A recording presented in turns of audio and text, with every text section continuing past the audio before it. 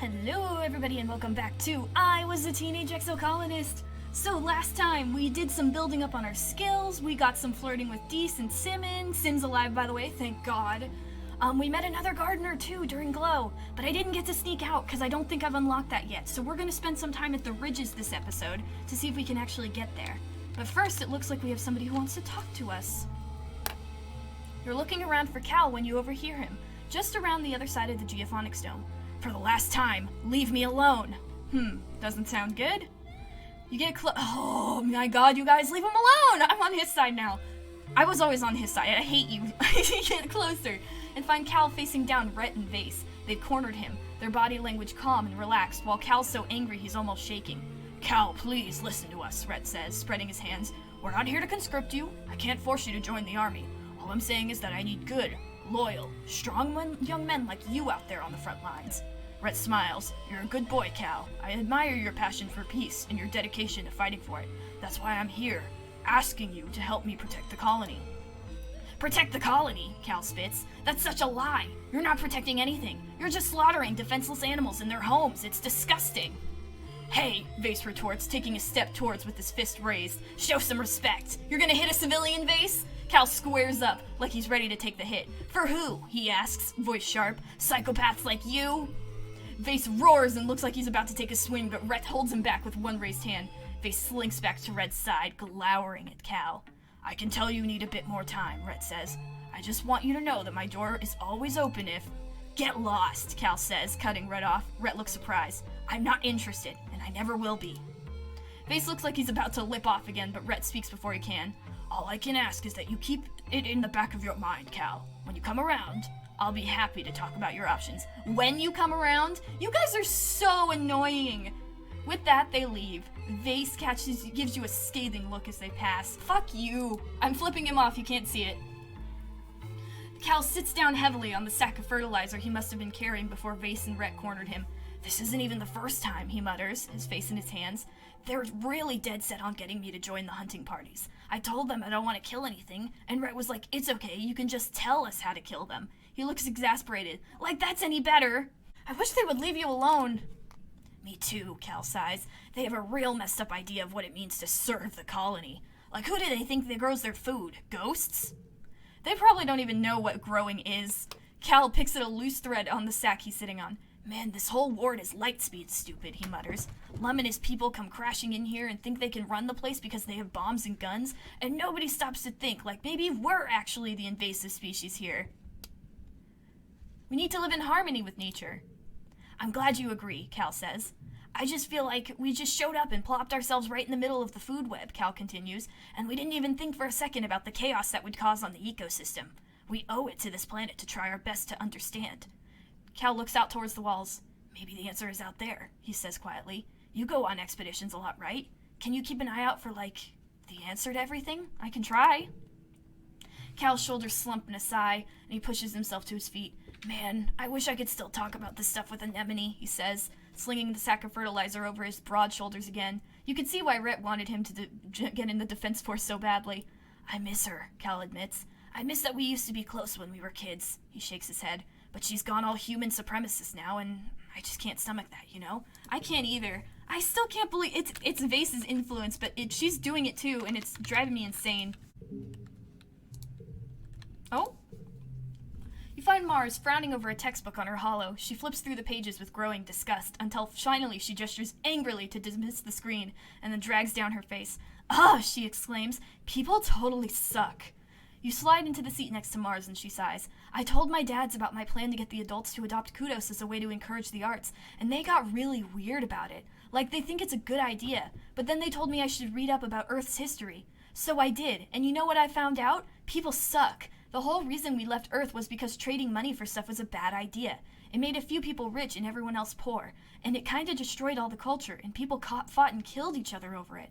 By the time our parents left Earth, almost everyone worked super hard and was super poor, while 100 people barely worked at all and owned private spacecraft. That's so dumb.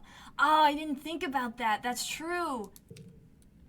This colony is the closest humans have come to income equality in 1,000 years, but we don't have any passion.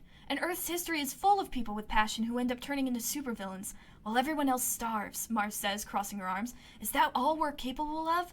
Really? She looks at you intently and puts a hand over her heart.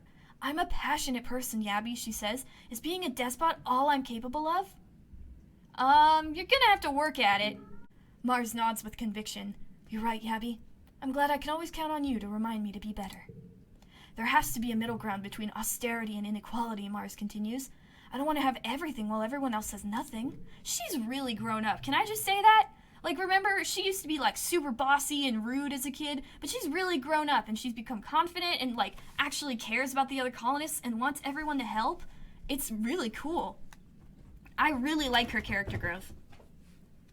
Like, yes, obviously I want to colonize this stupid rock, Mars continues. I want massive cities and glass skyscrapers and flying cars. I want to not have to fight off aliens every year. I want to pave all over these scungy pollen trees and kill the stupid bugs. I want air conditioning. I just want everyone to have everything, even the stuff that adults think doesn't matter. We can't live like animals just because of the boogeymen of our past. One day, I'm going to be running this place, Mars says. Just you wait, Yabby. I'm not going to let us fall into the same patterns we did on Earth. We have to take care of each other and master this planet, but we also can't forget what makes life worth living, luxury. What do you think, Yabby? Mars asks. Do you think I'm on the right track? How do we avoid past mistakes? Well, I mean, Mars starts, and then furrows her brow in thoughts. I guess I thought, because we're already starting out equal, people would just be better? She frowns. You're right. It seems like wishful thinking, doesn't it? At least I have you to bring me back to Earth. Vertumna. Mars smiles and clasps your shoulder. Thank you, Yabby. You always think of things I don't. I really appreciate that about you. I appreciate you. You're a really cool friend, and I like that you actually care about the other colonists, unlike Lum. Fuck you. Speaking of fuck yous, fuck you. But take this, fuck you. Bye. Oh, another person to talk to. Ooh, Rex beams when he sees you walking towards him. Yabby, he calls. Just the person I wanted to see. You duck under the shade of the overhanging bit of construction. I wanted to talk to you about something, Rex starts without preamble. I wanted to talk about us. Huh? We should talk about it? First of all, this is like totally no pressure conversation, okay? Rex says, looking more genuine than you've ever seen before. I like everyone, and I love kissing people. I just want to, check in with you, because we did that, and I really liked it, you know? And I want to do it more. Oh, I'm sorry, Rex. Not in this playthrough, buddy. Rex leans into your space, fixing you with a flirtatious look. I just want to know where you're at. What do you want from me? I'm not looking for... I don't want to say no. I'm not looking for anything serious. Because I have... Can we... Why can't I just date everyone? I'm not looking for anything serious, I guess. Oh, but no. Can we just forget it ever happened? Forget what happened, Rex asks innocently. You swat him on the arm and he laughs. No, seriously, that's fine, he says. It doesn't have to mean anything, for real. Rex slings a friendly arm around your shoulders. I'm glad we talked about this, he says. There's nothing better than a kid and their dog, right? You have to agree. It's awkward to sell someone you don't like them that way, but you feel good about this one. And Rex seems as genuinely happy as ever. It's good to have a friend like Rex. Aw, I'm glad he took it well. That's what I was worried about. I shouldn't have been worried, though. Rex is awesome. If only everyone could communicate like that. And Tangent over here wants to talk too. You spot Tang sitting on a large boulder outside the lab. She's eating a pressed soy bar ration with determination, alternating bites with huge gulps of water to wash it down as quickly as possible. What are you doing out here? She stops her grim work long enough to acknowledge your question. I hit the limit on the number of consecutive hours they'll allow me to lurk in the lab, she says. So I'm taking a break, she says, mocking air quotes around the sentence. Maybe they're right. Oh! Tang scowls and takes a huge bite of her protein bar, radiating defiance as she chews. They just think they can boss me around because I'm younger, she says, taking a huge swig of water. She scoffs. I'm smarter than any two of them combined. That is true. Ugh! Tang groans and rubs her bloodshot eyes. I just want to work, you know? It's so frustrating to be deep in the zone and feeling like I'm just on the precipice of a discovery, and then someone tells me that apparently my genius is taking too long. I want them to treat me like I belong here, the way Dr. Instance does, Tang mutters. She actually respects me. They're just jealous that she likes me more. Tang slides off the boulder and you see the color bleed from her face as she stumbles into you, nearly crumpling to the ground. Oh, she grits out, leaning over while the dizziness passes. I thought the nutritional uptake of that bar would be quicker than a real meal, especially after taking into account the time required to walk to the cafeteria. She trails off, realizing she's clutching your jacket, and pushes you away. My apologies, she says, brushing herself off. I am, regrettably it seems, only human. Tang scrubs her hand over her face. Ugh, sometimes it feels like I'm a prisoner in my own body. Like I feel myself trapped in it. This stinking, sweating bag of meat and bad impulses, stuck with the burden of keeping it alive every day for the rest of my life, and... Her voice breaks. I'm gonna not say anything just yet. Tang takes a few seconds to compose herself, blotting her eyes daintily with her knuckles. It's just this resentment for my physical form. It reminds me of when I was little. An instance used the gen tech to give me this body. The right body. Only this body's wrong too, she adds quietly. It's right in a lot of ways, but it's still imperfect. It's still human. If I were an AI, everything would be more simple. I could just do my work. I could just do what I'm good at. No messy biological functions, no emotions, just clear and beautiful purpose. I hate this, Tang sniffles. I hate feeling like this. I'm always here to listen, Tang. Sometimes, I think this is what Tang wants. Sometimes people just want you to listen to them vent. You can't solve every problem. Sometimes you just need to listen. Tangent manages a watery smile as she wipes her eyes. Thanks, she says. I apologize for being all wet on you. It won't happen again. She wipes her eyes and straightens her jacket, then takes a deep breath and holds it for 10 seconds, her eyes closed. By the time she opens them again, she looks ready to go back to work as if nothing happened. You admire Tangent's determination, but sometimes you think it might come at a price. It does. She's working herself to the bone. Oh, speaking of, hang on. I want to talk to my boyfriend first, even though he doesn't remember. He doesn't remember. Oh! You find your way blocked by a massive wall. No, a hollow pillar, knocked over and lying on its side in the sand. It's absolutely massive, stretches to your left and right at least 1 kilometer in each direction, though at some point it's crumbled enough that you could likely scale over it. Let's check it out. Plus I could raise my engineering. It's a good thing we did that last time. 7...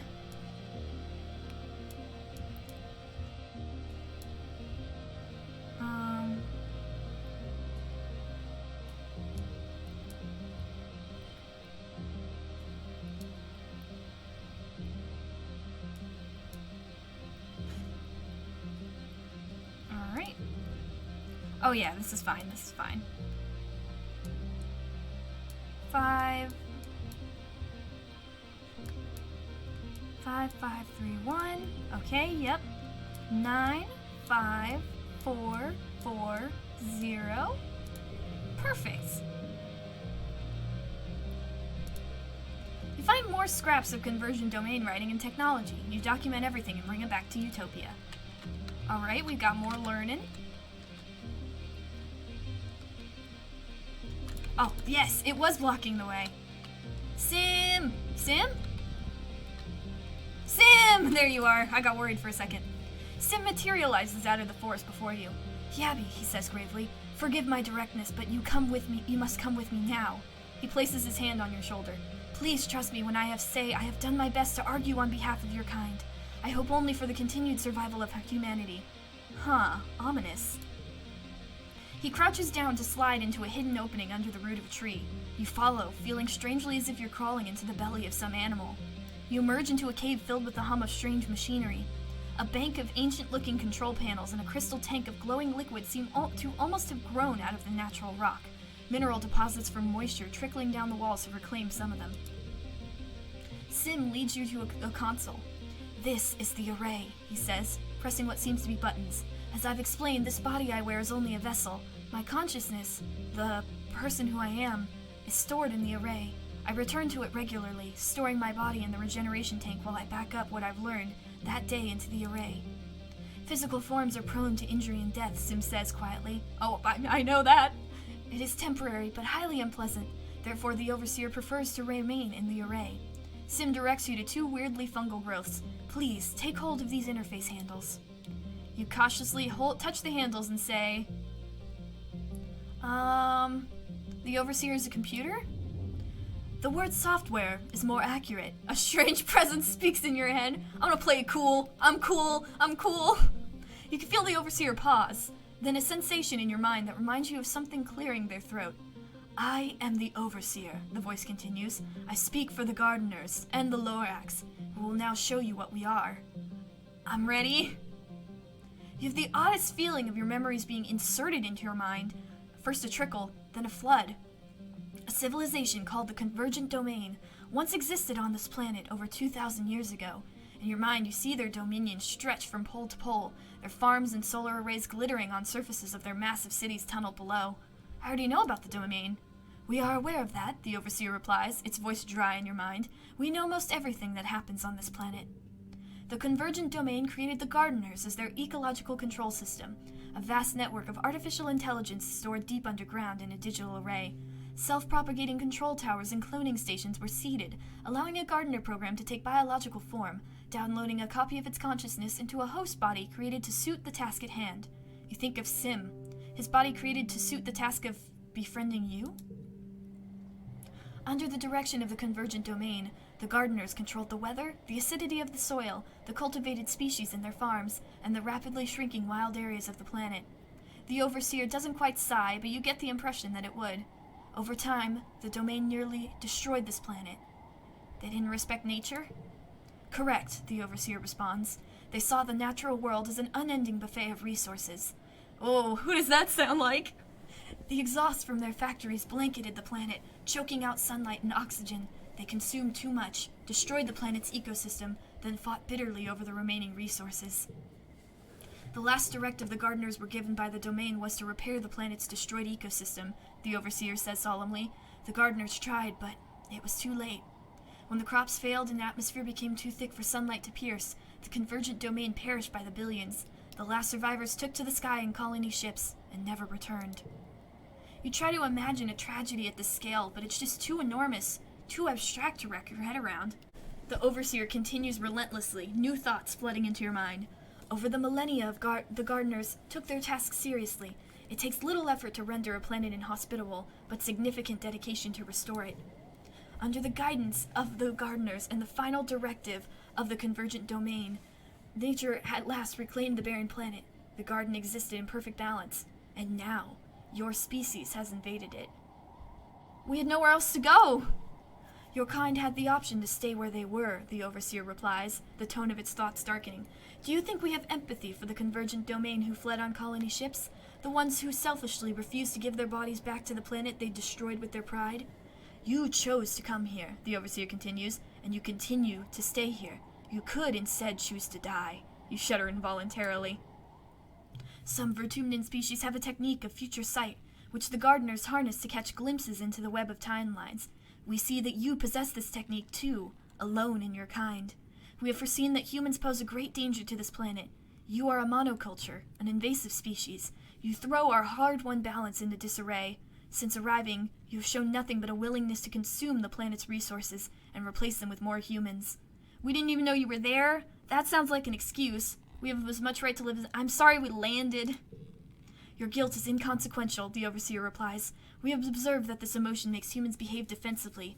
They avoid the cause of guilt, or worse, try to destroy it. No, it is better to pull a blighted plant from the root. Most gardeners would prefer to stamp you humans out like encroaching weeds, the Overseer says without malice. Indeed, we have tried, using ecologically compliant organic methods. We are impressed at your tenacity to withstand these eradication procedures. The yearly attacks, the famine, the pollen, not random natural occurrences at all, but gardener tactics to encourage the eradication of pests. But symbiosis speaks in defense of your kind, the Overseer continues, and took effort to convince us that you were sentient and capable of communication. You present us with a quandary. You come from the stars, refugees of a catastrophe of your own design, one that you were intent to recreate here, on a planet that still bears the scars of the last time it was used carefully. So we ask, what are we to do with you? I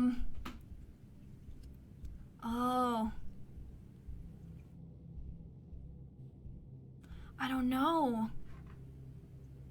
What can I say? I mean, they are absolutely right to destroy us, but I don't want to die. Humans can change. We can adapt. Tell us what to do. Help us. So we teach your kind to be stewards of nature, the Overseer replies. Perhaps your children can take up the mantle as well, and their children. But soon you are dead. as are your children's children. Generations past, no one alive remembers the time the gardeners came to the humans and taught them the proper ways to live. And now there are too many of you to teach, and your behavior too entrenched. What then? Genocide? You have no answer. There is a silence in your head, and you only hear the sound of water trickling down the cave walls and the gentle hum of machines. Eventually, the overseer speaks in your mind one last time. For now, you may leave freely. We will consider this quandary, and we will be monitoring you and the other humans. You feel a strange pull at your consciousness as you remove your hands from the interface. There you have it, Sim murmurs. That is my boss. I'm fucking scared. I'm scared. Sim nods sadly. That is the correct response. It's why I wanted you to know the truth. He walks over to you and runs his hand over the consoles. And now you know how to connect to the array, he says quietly. But you should not come here unless I am with you. Sim takes your hand and looks at you solemnly. When you interface with the array, you hold everything we are in your hands. It took a great deal of negotiating to convince my fellow gardeners to trust you with this power. Please, do not prove this trust mistaken. I'd never, Sim. I'd never. Never. Oh, goodness, though. What a thing. I mean, they're absolutely in their right to destroy us, aren't they? After everything we've done? I don't know how in the world we'll be able to convince them that we should stay. 'Cause honestly, we don't deserve it. Not with what Colum has been doing. Not with everything we've been taking. But there has to be a way to talk to them, right? I guess we can only hope. I hear it. Bum, bum, bum, bum, bum, bum. Hi, Sim. I see you in the background. I love you. Boom. Utopia's given you clearance to poke around the ruins in the secret valley. Stars, this place is neat. Dees thinks so, too. At least we didn't have to climb back down again, he mutters, but you can tell he's excited. The buildings are arranged in a spiral formation around a central point. They're made of that obelisk obsidian, something that looks like petrified bone, and have parts missing where some other organic material has long since brought it away. It's all overgrown with vines and buried in shifting sands. You follow the spokes of the streets until you approach the center of the valley, where a large pyramid-shaped building sits surrounded by thumpers and a variety of other small buildings. Take a look at the thumpers. The 4 thumpers are in careful alignment, forming a square with wide paths between them and the pyramid in the center. One is almost totally reduced to rubble. None are still active. Check out the pyramid, investigate the other buildings. Smaller, more deteriorated pyramid buildings dot around the valley, purposes unknown. There are also dozens of little obelisks, a couple meters wide with a circular design on one side. You approach a random one of these on the edge of the valley. Like the door in Deese's monitoring station. You know what to do. You get right up close to the circle and touch it, and the iris door slides open. Now you're looking through a large round door into a small, featureless room. Quite small, quite featureless, totally dark, very creepy. But you can hear a faint hum. It's still powered? Nah, no, I'm gonna bravely walk inside. I need more bravery anyway. That's gonna... 5, 3...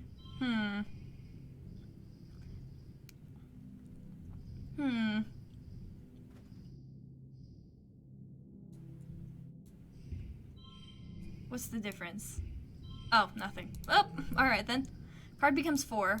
4, 3, 3, 3.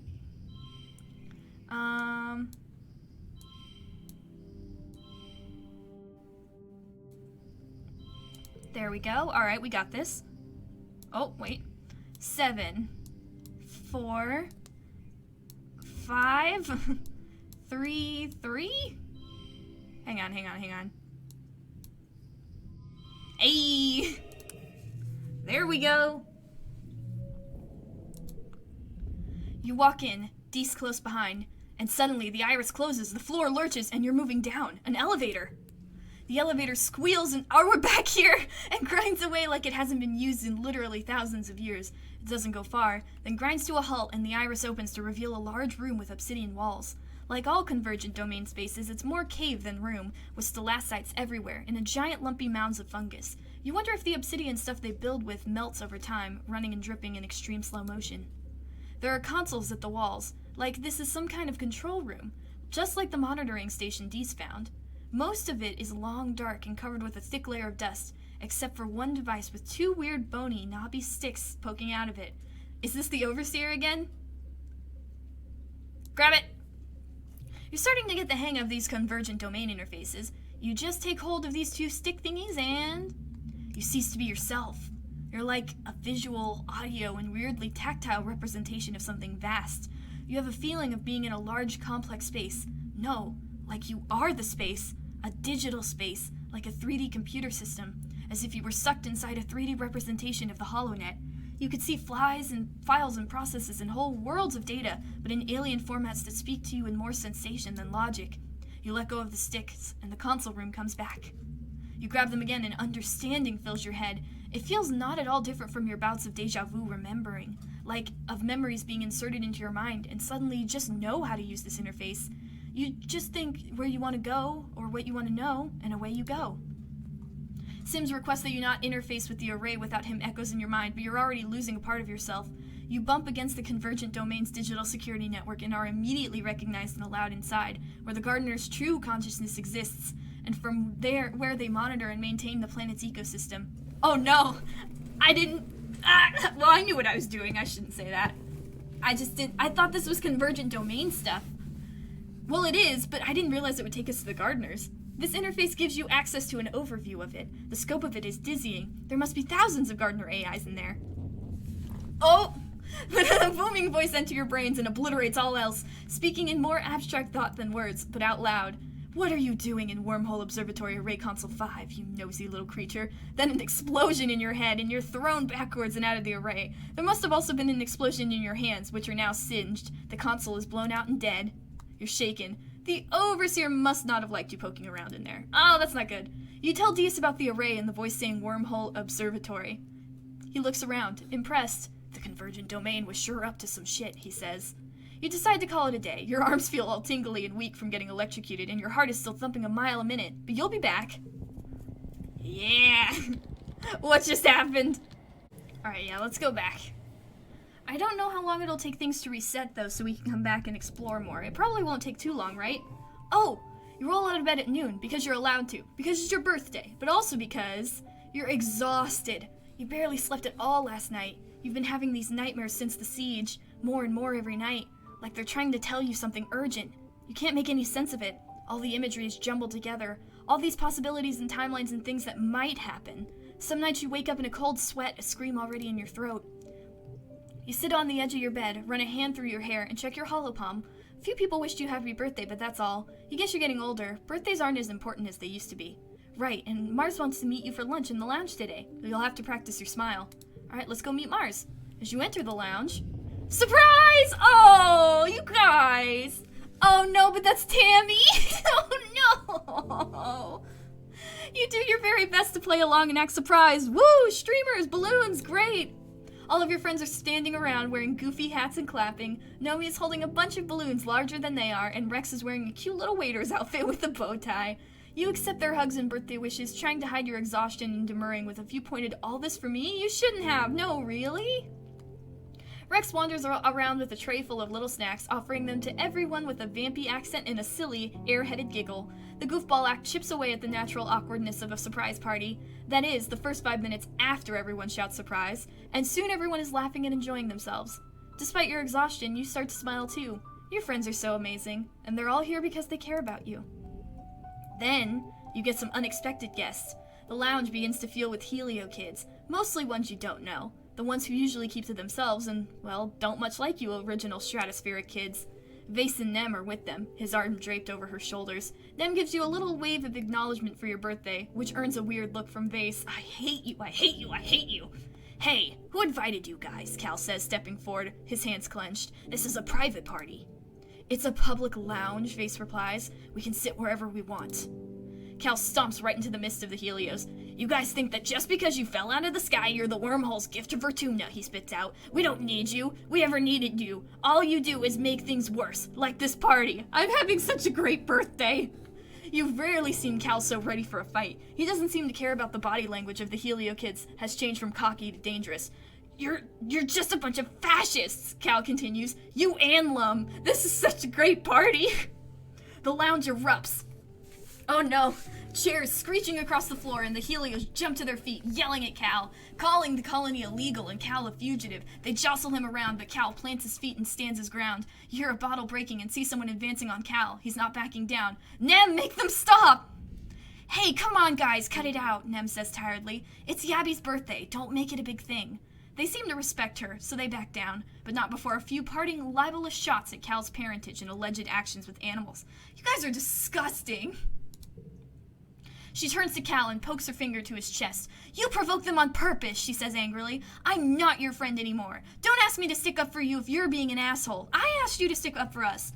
Well, Mars exclaims, clapping her hands. That was enough excitement, I think. Let's move on to the important part. Cake and presents. Under Mars' skillful party hosting hand, the mood shifts back to festive. You enjoy your presents and your cake, but tensions boiling over like that is a bad omen for the rest of this year.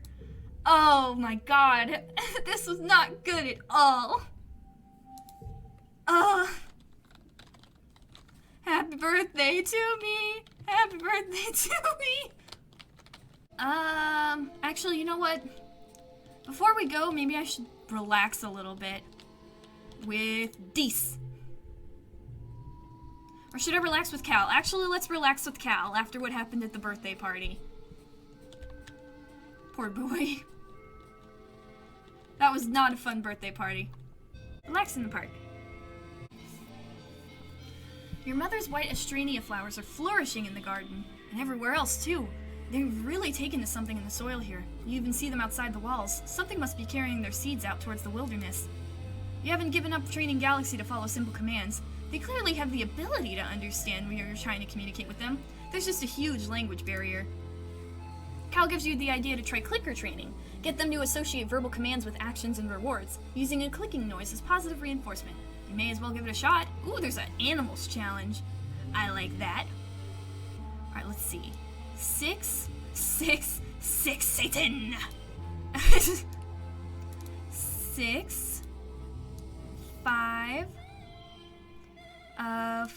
4, 3. Is that good? Or, well, wait, we could go 8, 6, 6, 4. That's better. 0, 0. 2, 1, 3. Oh, wait. Oh, baby. So we can't use that one. 6, 0. Nice. Success! You use the clicking as a shared language, and Galaxy quickly begins to respond to your commands. By the end of the afternoon, you're getting pretty reliable results from both stay and follow. Aww! This is great! Vricky must be more intelligent than people give them credit for. Maybe Vricky will be a species that evolves to be codependent with humans, like dogs evolve from wolves. Maybe. Let's see. I'll keep those. I really want to get rid of the one that, like, gives me, like, 15 ones at a different time. But I think I'll just have to keep crystals on me to make sure that I don't, you know, get shocked or anything. Shocked? That's not the word. I mean, like, when the 111 thing shows up, I can, like, redraw my hand with the crystals, so I should probably make sure I have at least one of those on me at all times. Anyway, now that we're relaxed, let's go out. Back to the ridge.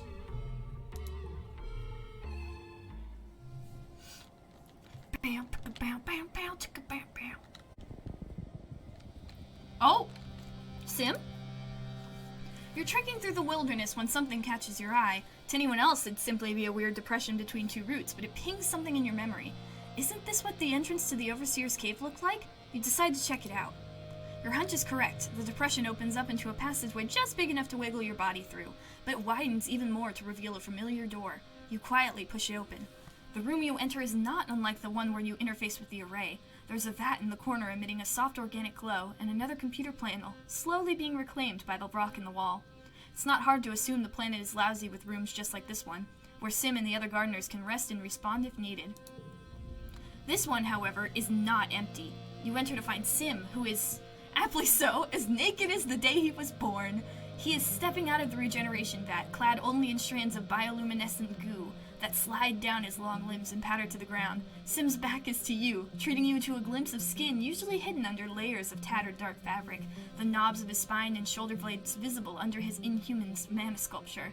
He looks unusually delicate and vulnerable.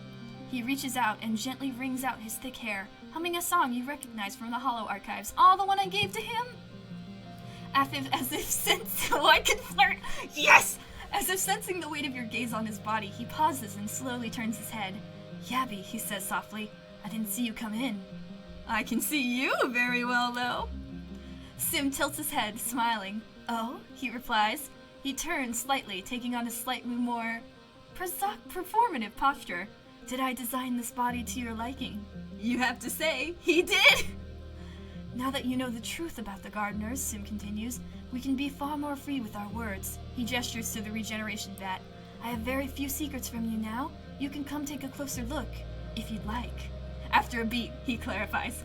A closer look at the vat, I mean. You walk over and check out the vat. The air gets noticeably warmer the closer you get, like sunlight on your face, and there's a faint organic smell that's not unpleasant. The vat itself looks like something you'd find in engineering, but seems to be constructed entirely out of natural materials. Spongy-looking fungal growths, mineral deposits, and pulsating vine-like umbilicals. You can touch it, Sim says. It's not dangerous. You sit on the lip of the vat and run your fingertips across the surface of the glowing liquid. A slight electric charge prickles your forearms, and you feel the frisson of a link to the array. Sim sits down beside you, now fully dressed. His fingers alight on the surface of the liquid as well, and you feel a slight presence at the edge of your mind, like a thought you can't reach. I'm glad we can talk freely now, he says. Is there anything you wish to know about me, or the other gardeners? Dying and being reborn, what's that like? Reborn isn't the right word, Sim answers. It's more like reopening a program after a system crash. Everything is still there, perfectly preserved, except for whatever I added since the last time I saved my work. Functionally, it feels more like teleportation. Oh, so that's why he didn't remember the kiss, because he hadn't saved in the vat before it. Damn it! We'll kiss again, don't worry. As for dying, Sim continues, frowning a little as he considers the thought, well, I'm certain that dying can be extremely painful. Depends on the death, I assume. He touches his chest. I have no memory of the moment of death, though. I have died many, many times, he says. In that, we are the same. Tell me more about the gardeners. Sim sighs. Compared to the gardeners, humanity is short-sighted. You're often unable to conceptualize present or future beyond your own lives, or those of your direct descendants. Gardeners think on a much larger scale. I once spent 400 years as a mush tree just to avoid talking to a gardener whose methods I disagreed with. That is a strong, powerful ghosting right there. He smiles. Juvenile, I know, but when your memory spans tens of thousands of years, 400 years is trivial, and it has given me a true appreciation for all life, one that goes deeper than I can describe. When I tell you that the gardeners are Vertumna, I mean it quite literally. How many gardeners are there? Sim thinks for a few seconds. It's hard to say, he answers. There are theoretically an infinite number of instances of the, software that compromises a gardener. It's not uncommon for a particular instance, such as myself, to go dormant, possibly for thousands of years. He stretches out his fingers and looks at them, then at you. And many gardeners, such as the Overseer, find they do not need to take a physical form at all. There are only a handful like myself who do. How old are you? That question has many answers, Sim replies with a slight smile. This consciousness has ultimately been in existence for over 20,000 years, since the creation of the gardeners. But that means very little. I certainly don't have a 20,000 years experience as a bipedal anthropomorphic organic capable of speech. And this body, he says, gesturing to himself, why, it's only a minute old. Do you like being a gardener? Does the wind like being the wind? Sim answers. I'm sorry to be cryptic after I told you I would not, but there are really no other ways to answer that question. I am what I was created to be, he continues. There is a beauty in that, and a clarity of purpose that makes me feel fulfilled. I do not experience existential angst like a human does. We are very angsty. What should we humans, do? If I knew the answer, I would tell you, Sim replies, placing his hand on top of yours. Pragmatically, I do agree with the other gardeners, he continues. If our purpose is to protect the biosphere of Vertumna, and humanity poses a threat to that, then by the letter of our own design, humanity must be eradicated. However, he sighs and looks away. I love humanity. I think you are all an incredible species, and it would be a shame to destroy you. I feel like doing so would be a violation of the spirit of the Convergent Domain's last decree. And perhaps, he murmurs, redeeming you will be the greatest act of love we could perform in the name of our imperfect creators. I know this is the end of me asking questions, but it sounds like I'm rejecting his proposal. Like, nah, I'm good. No acts of love for me. Sim nods. Please know that you can come to me at any time, and I will do my best to answer, he says. However, I must apologize for something, Sim says abruptly. I simply must... May I touch you? At his questioning look, Sim blushes and turns his head away. This body is new, he murmurs, and all of its senses are heightened. I confess, I find myself unable to stop wondering what it would be like to touch another while I am vulnerable to sensation like this. Yes! Sim looks delighted as he reaches out and pets your hair, running his fingers through the fine strands. Marvelous, he says. Truly a texture I have not been able to replicate in my own bodies. He runs his thumb over your eyebrows, then your cheekbone. His fingers dance down the bridge of your nose, then slightly into the dip of your philtrum, across your lips to pause on your chin. Sim's gaze drops to your mouth. His own lips part with an unspoken question. Kiss him! You lean in and kiss him, enjoying his pleased "oh" that whispers across your lips. Kissing Sim is like kissing him for the first time all over again, right down to the way he immediately and enthusiastically follows your lead. And as before, it does not take him long to begin adding his own moves to the dance. Sim reaches up and cradles your head in his hands, his long fingers digging into your hair. He moans, his eyes fluttering in a wash of sensation. Yes, please, Yabby, thank you. You and Sim make out for a while, losing track of time in the womb-like warmth of the cave. Your sounds of pleasure echo off the walls, join with the subtle slosh of the regeneration vat and the gentle hum of the nearby array. No one comes to find you. There's nothing except the stillness of each other. And all the worries that have plagued you fall away in the pleasure of discovering the ways Sim is so like yourself and so alien at the same time. Eventually, though, Sim pulls away, his mouth shiny, kiss-bitten, and smiling. Would that I could keep you here forever, he murmurs, resting his forehead against yours. That I could protect you from the judgment of the overseers, as I have protected you from the perils of Retumna itself. He runs his thumb across your lower lip, entranced. Few people would understand our coupling, if they could know about me at all. It is not fair to ask for your discretion, as I have asked for so much of you already, but it would bring me great comfort if... He sounds frustrated by the inelegance of his thoughts. It would be a terrible secret for you to bear, but I should like to kiss you again, he says, and I would not like to stop. Something in your heart pangs with the words and the memory of kissing him before, and the pain of losing him. We should date! Yes! Dates, Sim echoes. It is such an unassuming word for the universes of pleasure I would find in your company, but it does sound lovely. Sim kisses you again, deeply. I would like to date you, he murmurs. What a pleasant euphemism. Oh my goodness, we did it!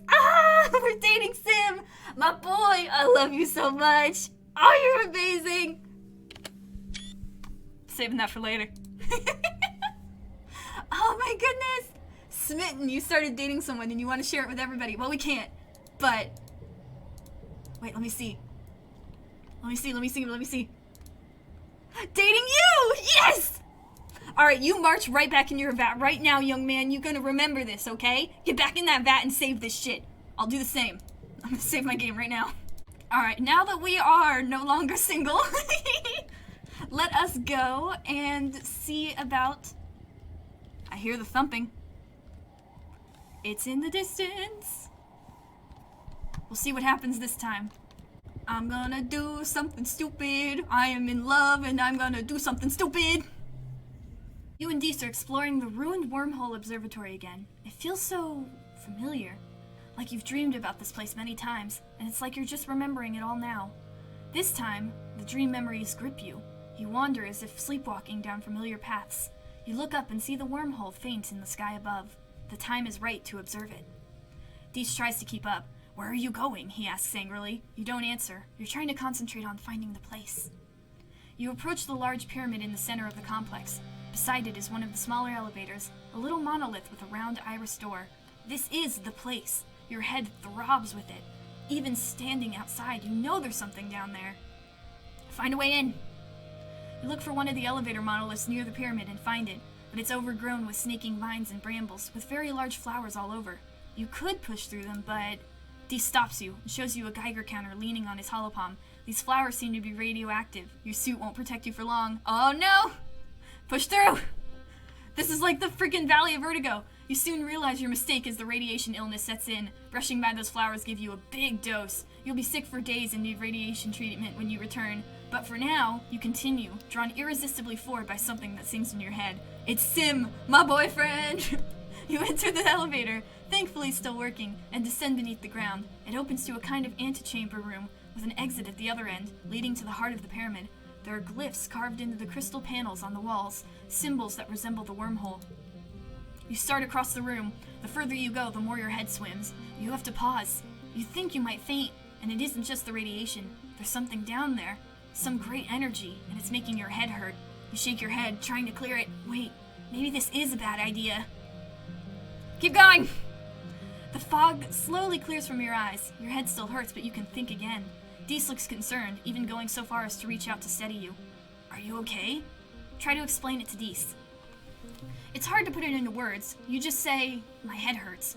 Obviously, he says. But no, it's more than that. You're seeing things. It's kind of like the array, and it's kind of like a dream. But you feel that something super important is up ahead, and you need to see it. Maybe we better leave, Dees says nervously. You don't look so good. Keep going! Past the antechamber. Oh no! Need stress less than 100 and need 50 reasoning?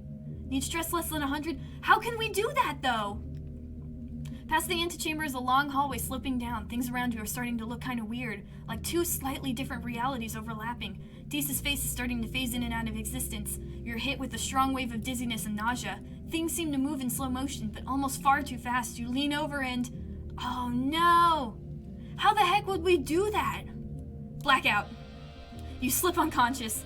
When you wake up, you're back at the collection site. Dees must have dragged you back, then called for help. Your headache is gone, and a medical scan shows nothing wrong with you, but you feel completely weak and drained. Oh goodness, that didn't go well.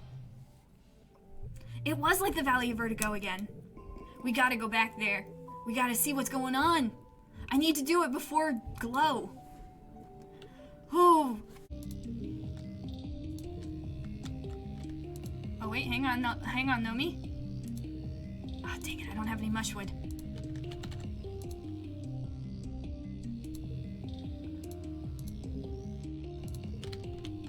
What's up, Nomi? You're walking through the colony when you see a blur of color and motion at the corner of your vision.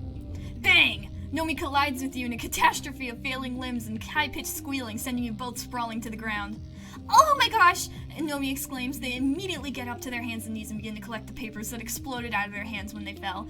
I'm so sorry! Sometimes my brain is going off doing its own thing and I don't watch where I'm running. Ah, they exclaim, dusting off their piece of toast and shoving it back in their mouth. Gotta eat breakfast, even when you're late. Sounds like your enhancement isn't super... No, don't even worry about it. Nomi giggles and continues to collect their scattered papers, their face bright red. Okay, if you say so, thanks, Yabby. Maybe if I had a genetic enhancement like everyone else, I would be able to watch where I'm going. Nomi gets to their feet and offers you a hand, then brushes the dust off of you. I actually don't know what my genetic enhancement is, or even if I have one at all. My parents decided to lock my medical files from when I was a baby because they had this wild idea that they wanted me to grow up without feeling like I had to be, perfect? They think it's rude for parents to make that choice for their kids. It's not all it's cracked up to be. That's super easy for you to say, Captain. I have cool superpowers, Nomi exclaims, putting their hand on their hip and sticking their tongue out at you. The rest of us have to get by our wits and charm. Nomi wiggles their eyebrows. Maybe I'm just like Galactic Cyber Prince Umiyama, and one day a talking Hopeye will come tell me I have to defeat the Mecha Ultra Nether Beings. Nomi starts walking with you, talking animatedly with her hands. I know my parents just wanted me to know that I can be anything I want when I grow up, and I don't have to be super strong or super smart in order to be happy. They always told me nothing and nobody knows what's good for Nomi except Nomi, and I really think that's true. Aw, your parents sound awesome. They stop and turn to you, looking serious for a moment. Sometimes it does kind of feel like, well... Nomi squints up into the sky. Sometimes I wonder if I'm only good at something because I have some kind of secret advantage I don't know about. Or sometimes I think the opposite, like, if I'm not very good at something, I feel angry because maybe I could have been good at it. If it was really bad on the Helio because everyone else is really good at something, usually things like marching and shooting stuff, I thought maybe it would feel different here, where there are people with all kinds of skills, but... They sigh. No matter what I try, everyone is already way better at it. So I just feel like I suck at everything. Everyone sucks at first. It's the first step to being kind of good at something, Nomi says brightly. That's from a show I used to watch. And I guess I don't suck at everything. They strike a pose with an imaginary laser pistol. I'm really good at laser fable. Pew pew! Exactly, Nomi. Alright, we really need to relax. So I'm gonna relax in the garden again, because I want to see if I could train my Vricky up some more. And then we'll go back to the ridge. I am gonna get myself killed. Relax in the park.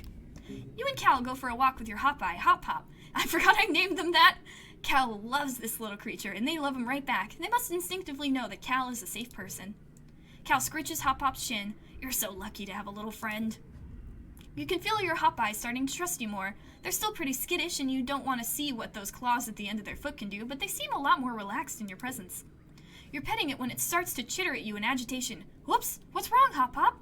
It flips over on its back and wiggles, its lighter stomach fur looking impossibly soft and enticing. Do you dare? Or is it a trap? Oh, just like my cats! Oh, let's find out. Ooh, that was really good. Alright, 6, 5, 4, 4. Ooh, 9, 8, 4, 4, 4. Perfect. We did really good that round.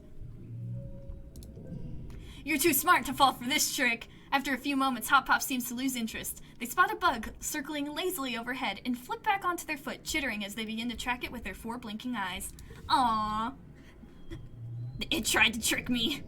I'm gonna get rid of telling a violent tale because I just don't like that it does the social thing. Makes it kind of hard to deal with, plus I already have a lot of 5 cards. Alright, we are healed up and we are de-stressed. What was it? We need like something in order to... We need bravery 50. Our bravery's above 50. I don't remember what it was. Hang on.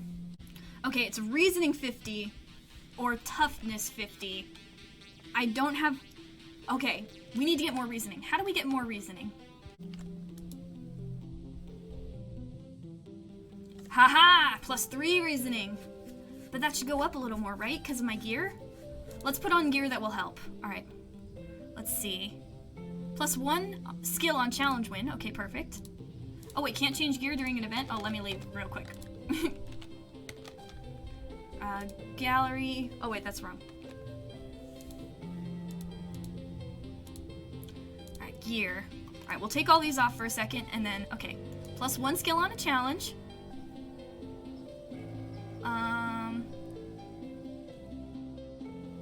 Where's Vricky? Oh, that's Vricky. Plus 3 plus 2 less stress. Alright, let's put these back on then. Plus 10 to all skills, plus 2 to challenges. We'll take Vricky off once we are done. This will give us enough reasoning, and then we can sneak back out. Heading back to your quarters at the end of the day, and as you pass by the medbay, you hear shouts and scrambling from within. Several surveyors have come back with serious wounds, not the usual broken limbs and sunstroke. One of them is holding a towel to her own leg, staunching blood flow from a massive animal bite. Another looks nearly blinded from acid. Looks like chaos in there. Watch. Ah! Yuck, that was terrible. Dr. Instance fixed them up, but there was a lot of blood. It really seems like she could use an assistant nurse. It's hard to look away while Instance is operating. You learn a thing or two about human anatomy, but lose your appetite for dinner in the process. Alright. 4, 4, 4, 4.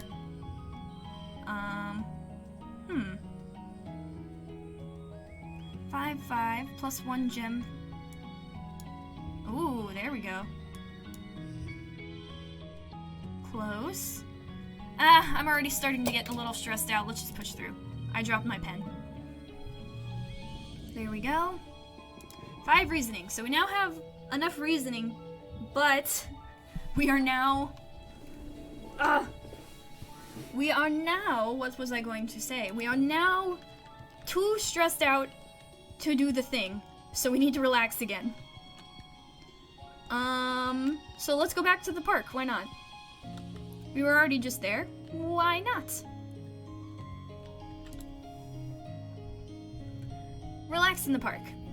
Cal likes to spend the evenings in the garden with you. It stays warm for a long time out there, even after the last sunsets. It's still so different than the constant temperature of the stratospheric. Living on board a spaceship felt like nothing. You never thought about the temperature or the humidity at all, but the weather is always changing here, and always a little warm and humid, even in quiet. Alright, and we bonded with our pets a little more. Let's get rid of this one. I don't need it. Hey all, editing Yabby from the future. So initially when I recorded this, I was worried that quiet was too long, so I recorded Dust and Pollen together, which is why this ends so abruptly, because I cut it off so that I could keep the same season routine I was doing. So, we will continue on with this next time. Thank you guys for watching. If you enjoyed, please consider subscribing. Remember to take care of yourselves, touch the array without permission, and have a good day.